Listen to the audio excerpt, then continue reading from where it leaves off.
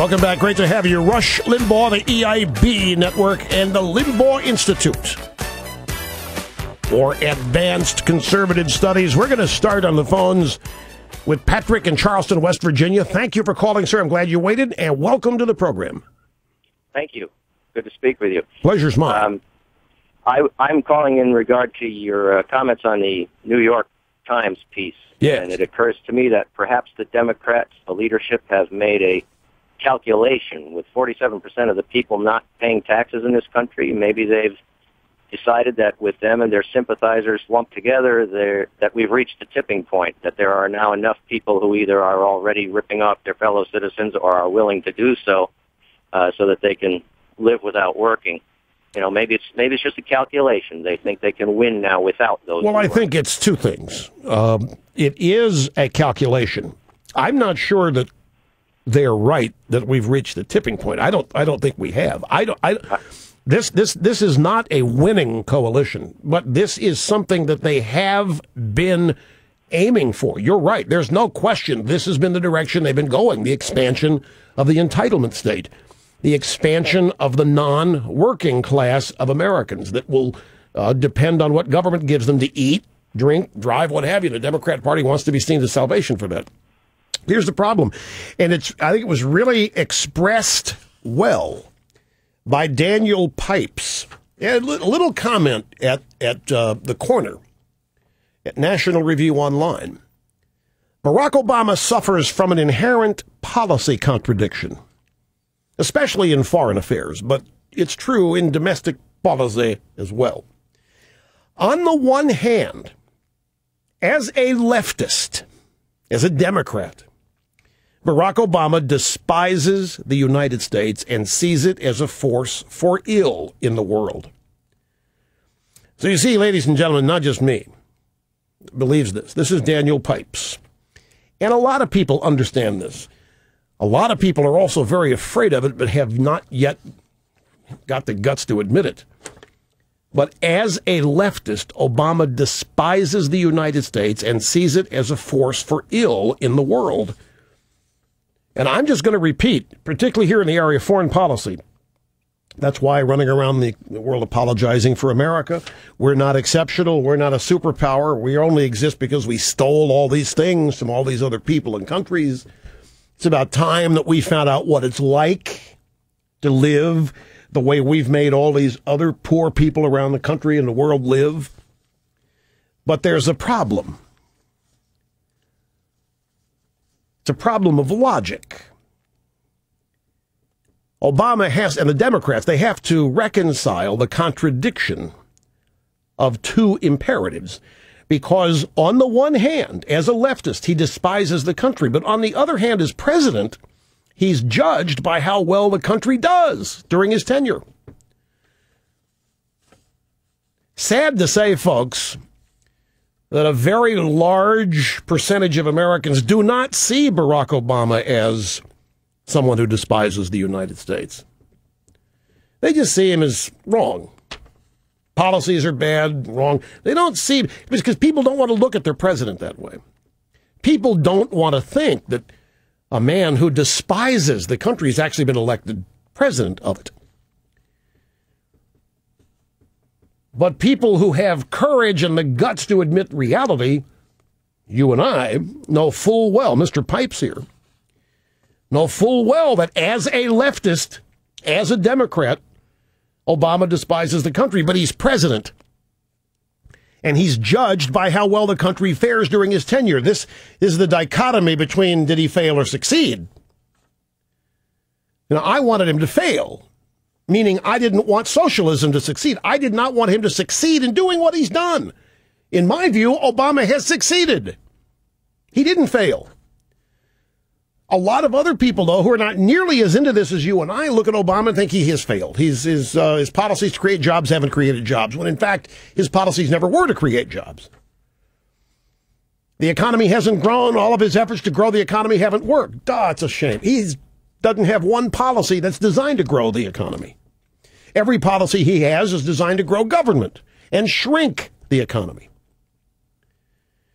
And yet, he's got to get reelected. What does he do? Okay, what he's done is cast aside the other hand. He's got this dilemma or conundrum. On the one hand, he hates the country. On the other hand, he's got to get reelected. He's got to make people look like or think that he's trying to improve it. That's what he's thrown away now. That's what this New York Times story. He's not going to run for reelection on the premise that his policies, if given more time, will improve the country. That his policies will create jobs. He's going to go out and say so. But what they're admitting now, with this New York Times story and what Patrick from Charleston, West Virginia is saying, the tipping point, what they're admitting now is that they're going to be elected. Obama wants to be reelected by people who capitalize on the country failing. Because when the country fails, the government succeeds.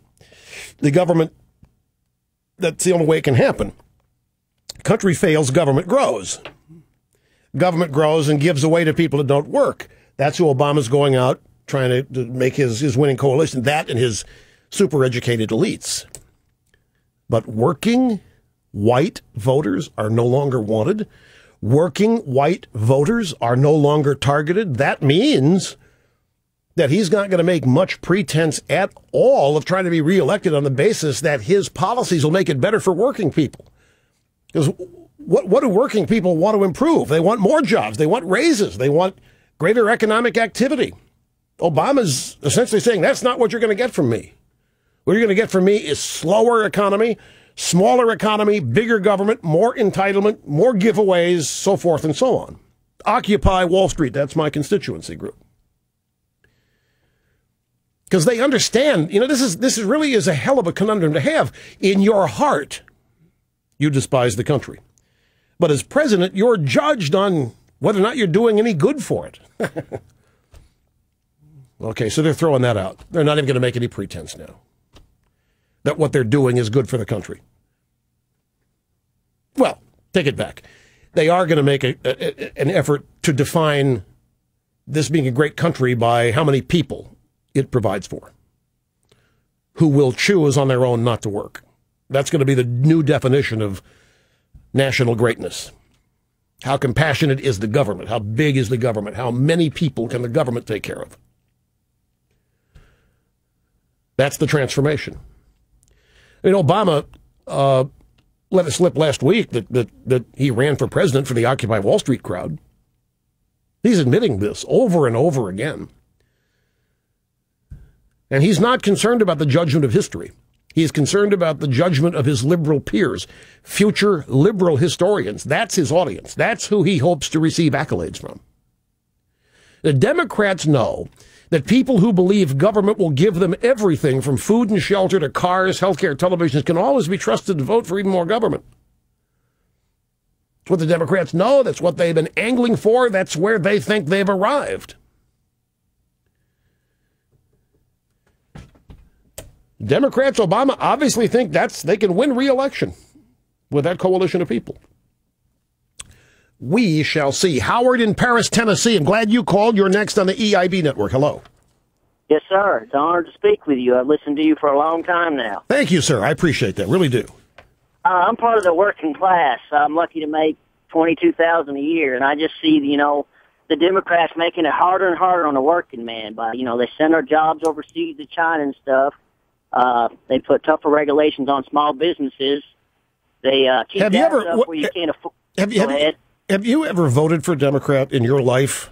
Heck no. If it weren't for you, I'd probably be a Democrat, but I've listened to you my whole life, so well, I know better. Because you called yourself a working guy, and the Democrats have always said that they are the party of working men and women.